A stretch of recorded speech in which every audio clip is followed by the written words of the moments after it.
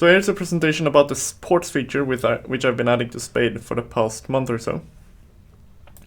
The reason we need a ports feature is demonstrated by this example, where we have two pipeline modules, module 1 and module 2, which communicate via some shared memory. Module 1 generates the address that it wants to read or write to and from in stage 3 of its pipeline. The memory has internal delay, and then the output comes out to be read and processed in stage 4 of module 1.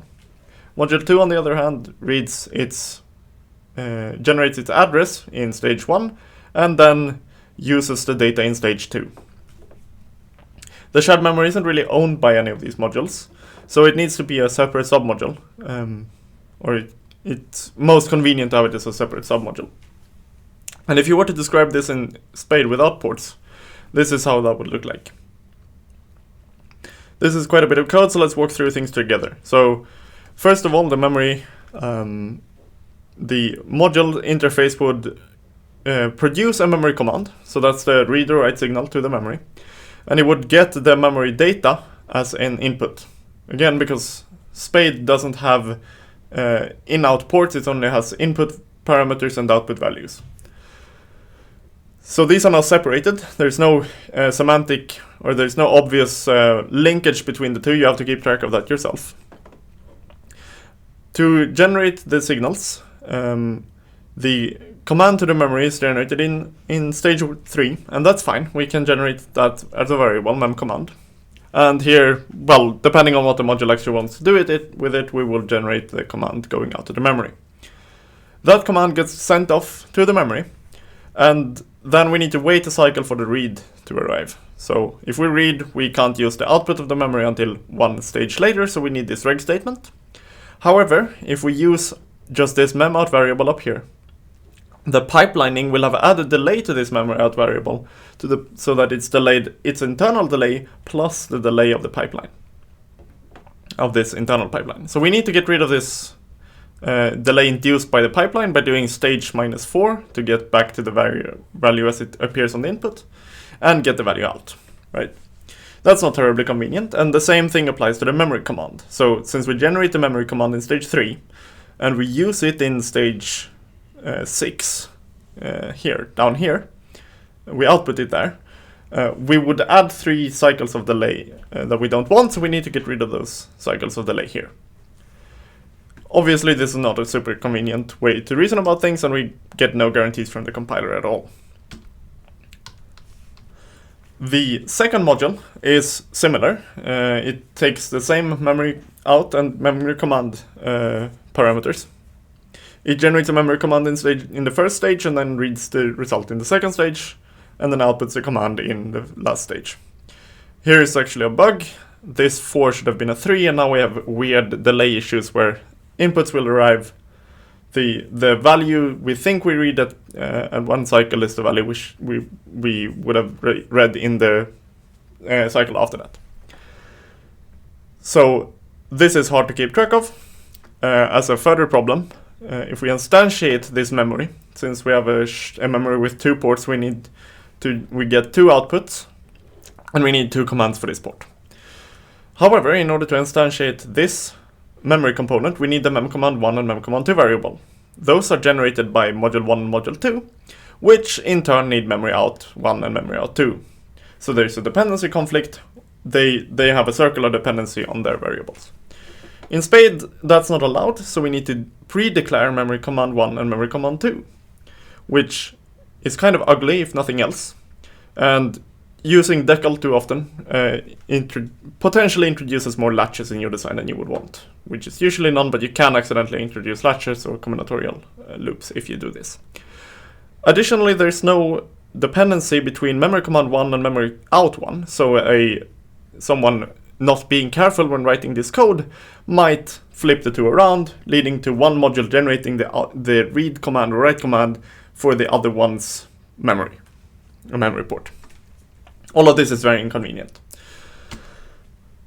This slide sort of illustrates what we end up having to describe. So what we want is on the left here, and what we get is on the right here, where we have to sort of get the values in and out at the start and the end of the pipeline. So these lines here have to go have to bypass the pipelining registers, and we have to do that manually. We want a description that's way closer to this than it is to this, which is what we currently have. There's a related problem here, in that there's a semantic difference between a value and between a signal. For example, if you compute a plus b, that's generally a value. It's something you want to pipeline most of the time, so if you use it in a pipeline, it will be pipelined. But some signals you don't really want to pipeline. You absolutely don't want to pipeline the clock. You may not want to pipeline the reset, and in this case we didn't want to pipeline the memory commands. So we have two sorts of values. We have the signals which we do want to pipeline, or which we don't want to pipeline, and the values which we do. And this is also solved by this port feature. And the port feature looks like this. Into the language I introduced the concept of wires, and they can be wires with read or write access. A write wire, a wire with write access, is denoted by a mutable reference, borrowed syntax from Rust again. And a wire with read access is denoted by a single ampersand. So ampersand is wire, mute ampersand is wire with read access, mutable wire. Returning a memory port inverts this representation. So if you get a memory port from externally as an input, you have write access to an address and a write value, and you have read access to the data. If you return a memory port, you flip it around. You say you want someone to write to the address and write signals, and you will then provide the data. In this, I also introduced the ports, which is a new family of types, which are more akin to this signal thing that I talked about, rather than the values. These signals are not pipelined, and they are used for things like memory ports, clocks, and so on. You can't mix and match the two, so if you declare a struct port, that means you have a struct which contains these ports, and then you can't have values in the struct. The interface for the memory would now look like this. It only takes the clock signal, and it produces two ports, and these are self-contained. They now contain the address, the write command, as well as the data they produce. And if we have a dual port memory, we will produce two of these. You can also just use these memory ports, or you can use wires without declaring a port struct. It will be the type will still be a port, so it won't be pipelined, but you don't explicitly use the port keyword. But if you would just want a signal that we have write access to, we can declare it like this. So this LED driver would take a single mutable wire where it would write its output. With this change, this is how the example looks now. The inputs to the modules is just one of these memory ports. So we haven't split the reader, we haven't split the output of the memory from the address of the memory. They're now self-contained. To set values on one of these write ports, we use the set keyword, which is newly added. And then we say set the memory address to the target address and set the memory write value to the to none if we don't want to write, and some if we want to write some data to that address. We can use the data by just doing mem.data out. Actually, there's a bug there. There should be a star here. So we dereference we dereference the wire, which is essentially we're reading from it. And the star is similar to how you go from a reference in C or Rust, C++ or Rust, to an actual value of that type. So this goes from signal to value. This is still a bit error prone, because now we can set the address and the write data, and then we can read the data out.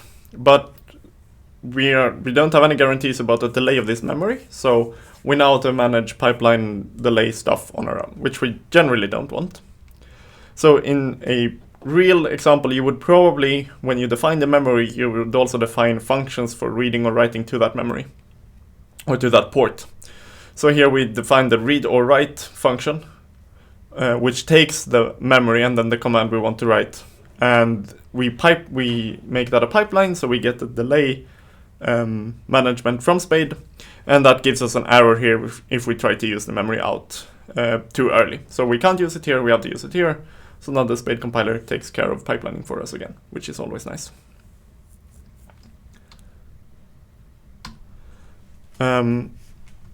In the future, I would like to make this, when I add methods to structs, it will be more convenient if we define a method on the memory port, because that way the link between the function and the struct is more convenient. As well, it would allow us to make the contents of the port private, so you can only interact with it via the method stuff. The top module now also looks a lot neater.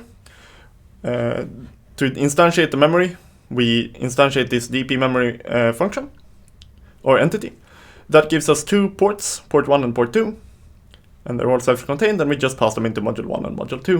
And there's no need for this decal keyword, and there's no way to accidentally mix the ports, the signals belonging to different ports together. If you want to do that, you would have to be explicit about it. There are, however, some pitfalls with this system. What happens if we write the code up here? Then we instantiate the memory, we get two ports out, but we only use one of the ports. What will be the value of port 2? And the answer is that no one is driving it, so it will be undefined. That's not terribly great. We can work with it. We might be able to find the undefined value in simulation, but we shouldn't really have to resort to simulation, right? We could also accidentally do multiple assignments, and this is especially the case if we're copy-pasting a bunch of code around. So in this second example, if we instantiate a dual port memory, we get two ports out. We tested it with module 1 here, using port 1. And then we copy-pasted the code here, but we forgot to increment this 1 to a 2. Now we have two drivers of port 1 and no drivers of port 2, and that's obviously going to give us undefined signals. This is something we would like to prevent, and luckily the programming language people have a solution, and that solution is called linear types. Linear types essentially ensures that a value with a linear type is used exactly once. You can't forget to use it, and you can't use it twice, which is exactly what we want for this port. With linear types added, this is what the Spade compiler will output. If we instantiate this dual port memory and forget to use port 2, it will say that port 2.address is unused. In the future, I want to make it so it says all of port 2, because we are missing write. But for now, it says that one of the ports is unused, and that's still enough to catch the bug. If we use port 1 twice, we will get this error. We used port 1 here. We're trying to use port 1 here. It's a consumed resource, so this is the use of a consumed resource. The port was previously used up here. And this prevents both of those bugs. Another problem we might accidentally run into is if we have one of these ports and we set the contents of that port manually. Maybe we set the memory port.address value, but we don't set the write data. So now write data will be undefined, and luckily the implementation also deals with that. So it will actually say that, hey, memory port.write is a mutable value which must be set. And that also prevents bugs there. So the linear type checking is done on a per field basis, and you can have recursive fields or fields of ports, and it will all work that out. And it will give you an error if you're missing one assignment to a port. Of course, for read signals, we don't need to use them, and we don't have any linear types on them. The restrictions and the compiler will only check the use of write ports. With that, thank you for listening. Hope it was interesting, and see you around.